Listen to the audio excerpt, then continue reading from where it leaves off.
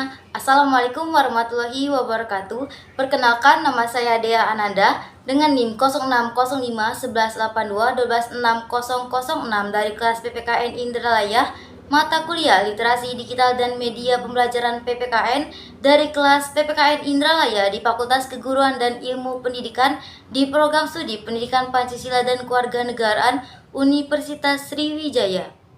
Baik anak-anak, di video pembelajaran Ibu kali ini Ibu akan membahas materi mengenai tentang norma, aturan, hak dan kewajiban sebagai warga negara yang diatur dalam konstitusi.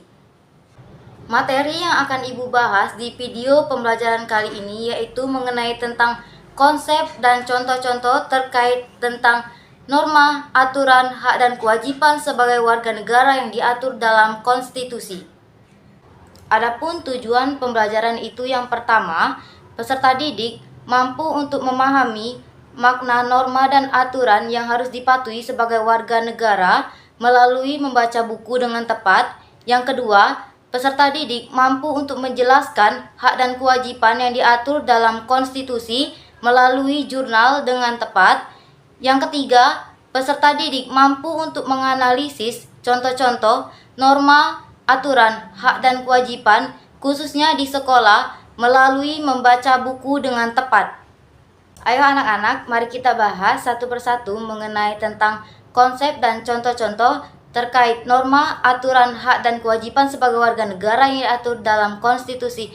Ayo anak-anak, mari kita bahas. Anak-anak ibu sekalian, adapun materi kita yang pertama yaitu mengenai tentang norma. Jadi, norma ini anak-anak, dia ini berkaitan dengan aturan yang berlaku pada masyarakat tertentu. Aturan ini berkaitan dengan tingkah laku manusia, jika melanggar dapat terkena sanksi. Jadi, norma ini apabila dilanggar dia akan mendapatkan sanksi. Selanjutnya, adapun pengertian dari norma atau norma itu aturan atau kaidah untuk perilaku manusia yang berisi perintah, larangan, dan sanksi. Perintah itu sesuatu yang harus dilakukan.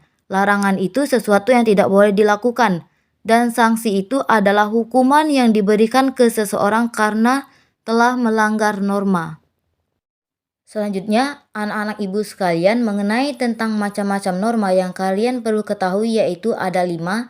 Yang pertama norma agama, norma kebiasaan, norma hukum, norma kesusilaan, dan norma kesopanan beserta contohnya.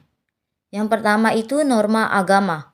Norma agama ini, anak-anak, dia ini berdasarkan akidah atau aturan yang ada di dalam agama. Norma ini sifatnya itu mutlak dan penganutnya itu harus menaati aturan dalam agama. Jika tidak, seorang akan kehilangan iman dan keyakinannya. Ajaran agama ini memberikan keselamatan di dunia dan di akhirat. Yang kedua, yaitu norma kebiasaan. Norma kebiasaan ini merupakan suatu perbuatan yang dilakukan dalam bentuk berulang-ulang sehingga menjadi kebiasaan. Yang ketiga, norma hukum. Norma hukum ini adalah dia ini berfungsi mengatur tata tertib di suatu negara. Yang keempat, yaitu norma kesusilaan. Norma kesusilaan ini yang berkaitan dengan hati nurani atau akhlak manusia dan sifatnya itu umum. Arti umum itu yaitu setiap orang memilikinya meski bentuknya bisa berbeda. Norma kesusilaan ini berkaitan dengan nilai kemanusiaan.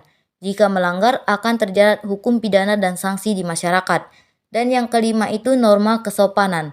Norma kesopanan ini, asal norma ini dari tingkah laku masyarakat yang berlaku di daerah tertentu. Norma ini bersifat relatif, artinya penerapannya bisa berbeda satu sama lain. Adapun contoh-contoh yang anak-anak perlu ketahui itu yang pertama, contoh dari norma agama. Ibu mengambil contoh norma agama itu dari sekolah. Yang pertama itu contohnya, mempelajari dasar ilmu agama masing-masing di sekolah. Yang kedua, menjauhi atau tidak melakukan perbuatan yang dilarang agama di sekolah seperti tidak mencuri. Yang ketiga, menghormati guru-guru di lingkungan sekolah karena semua agama memerintahkan seperti itu.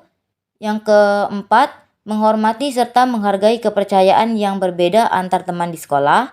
Yang kelima, mencegah teman-teman di sekolah untuk melakukan perbuatan yang telah dilarang oleh agama. Contoh dari norma kebiasaan itu yang pertama di sekolah, membersihkan kelas, dan yang kedua itu mendengarkan guru saat sedang menjelaskan. Adapun contoh norma hukum di sekolah itu yang pertama, siswa wajib menaati segala tata tertib yang diberlakukan di lingkungan sekolah. Yang kedua, siswa wajib menggunakan seragam dan atribut yang lengkap sesuai dengan peraturan sekolah. Yang ketiga, seluruh siswa wajib mengikuti upacara bendera di setiap hari Senin. Yang keempat, sebelum memulai pelajaran, siswa wajib berdoa. Adapun contoh mengenai tentang norma kesusilaan di sekolah itu yang pertama, menghormati semua guru. Yang kedua, membantu teman yang kesulitan. Yang ketiga, tidak berkelahi dengan teman. Yang keempat, tidak membeda-bedakan teman. Yang kelima, tidak mengganggu atau menyakiti teman. Adapun contoh norma kesopanan di sekolah itu yang pertama, menghormati ibu bapak guru dan karyawan di sekolah. Yang kedua, tidak mencela atau mengejek sesama teman. Yang ketiga, berbicara dengan ramah kepada sesama teman dan guru. Yang keempat, tidak mengobrol saat guru sedang menjelaskan. Selanjutnya, anak-anak mengenai materi yang ketiga yaitu tentang aturan. Jadi, anak-anak, aturan ini adalah pedoman yang harus ditaati dan diikuti oleh seluruh warga negara, yang dimana tujuannya itu yang nantinya dari aturan ini menciptakan yang namanya kesejahteraan, kemakmuran, serta keadilan sebagai warga negara. Selanjutnya, untuk mengenai contoh aturan di sekolah yang perlu kalian ketahui anak-anak itu yang pertama, datang tepat waktu. Jadi anak-anak ibu datanglah tepat waktu dan jangan sampai terlambat. Yang kedua, memakai seragam lengkap dan sesuai dengan jadwal. Jadi anak-anak ibu pakailah seragam lengkap dan rapi sesuai dengan jadwal. Yang ketiga, memberi surat keterangan apabila tidak datang ke sekolah. Jadi, apabila anak-anak ibu sakit atau izin, berilah surat keterangan. Yang keempat, mengumpulkan tugas tepat waktu. Anak-anak ibu sekalian, belajarlah mendisiplin waktu. Yang kelima, memperhatikan guru saat menjelaskan. Anak-anak ibu, perhatikanlah saat guru sedang menjelaskan agar ilmunya bermanfaat. Selanjutnya anak-anak, materi yang ketiga yaitu mengenai tentang hak.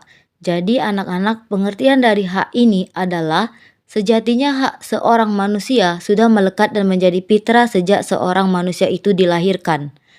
Artinya, seorang manusia yang baru lahir akan secara otomatis sudah mendapatkan hak. Atau hak ini adalah peluang yang diberikan kepada setiap individu untuk bisa mendapatkan, melakukan, serta memiliki sesuatu yang diinginkan oleh individu tersebut. Selain itu, hak dapat membuat seorang individu menyadari batasan-batasan mereka dalam hal yang boleh atau dapat mereka lakukan dan tidak mereka lakukan. Adapun mengenai tentang contoh hak di sekolah yang perlu anak-anak ketahui itu yang pertama, siswa berhak menerima ilmu dan pengajaran dari guru. Artinya, siswa tersebut berhak untuk menerima ilmu apa yang sudah diajarkan oleh gurunya. Yang kedua, siswa berhak menggunakan fasilitas di sekolah. Siswa juga berhak untuk menggunakan fasilitas di sekolah dan dijaga. Yang ketiga, siswa berhak memperoleh bimbingan dan konsultasi. Yang keempat, siswa berhak mendapatkan perlindungan di sekolah. Yang kelima, siswa juga berhak diperlakukan secara adil. Anak-anak ibu sekalian, materi yang terakhir yaitu mengenai tentang kewajiban. Adapun pengertian dari kewajiban ini yaitu sebuah tindakan yang harus dikerjakan oleh seseorang. Setiap tindakan yang dikerjakan tersebut merupakan bentuk dari penuh rasa tanggung jawab dari permasalahan yang sedang terjadi, baik itu secara hukum atau moral. Oleh sebab itu, kewajiban akan selalu melekat pada kehidupan manusia dalam melakukan sosial bermasyarakat, mulai dari anak-anak hingga orang yang sudah dewasa. Selanjutnya, mengenai tentang contoh kewajiban di sekolah, yang perlu kalian ketahui anak-anak itu yang pertama, menghormati guru dan teman-teman di sekolah. Dengan menghormati guru dan teman-teman di sekolah, itu akan menciptakan hubungan yang baik. Yang kedua, menjaga kebersihan dan kenyamanan lingkungan di sekolah. Dengan peserta didik menjaga kebersihan dan kenyamanan lingkungan di sekolah, akan menciptakan hidup yang sehat. Yang ketiga, mengumpulkan tugas tepat waktu. Peserta didik untuk belajar mendisiplin waktu. Yang keempat, mengikuti proses pembelajaran dengan baik dan benar. Yang terakhir, yang kelima itu menghargai sesama teman di sekolah. Baik anak-anak, itu saja materi yang bisa Ibu sampaikan di pertemuan kita kali ini. Semoga anak-anak bisa mudah memahami dan mudah mengerti apa yang sudah Ibu jelaskan kepada kalian. Selanjutnya anak-anak silakan membuat kesimpulan pada materi kita pertemuan kali ini, dan anak-anak silakan per individu untuk mengerjakan soal yang sudah Ibu tautkan di PPT. Selamat mengerjakan anak-anak semuanya. Baik anak-anak, itu saja pertemuan kita pada hari ini dan Ibu akhiri. Wassalamualaikum warahmatullahi wabarakatuh.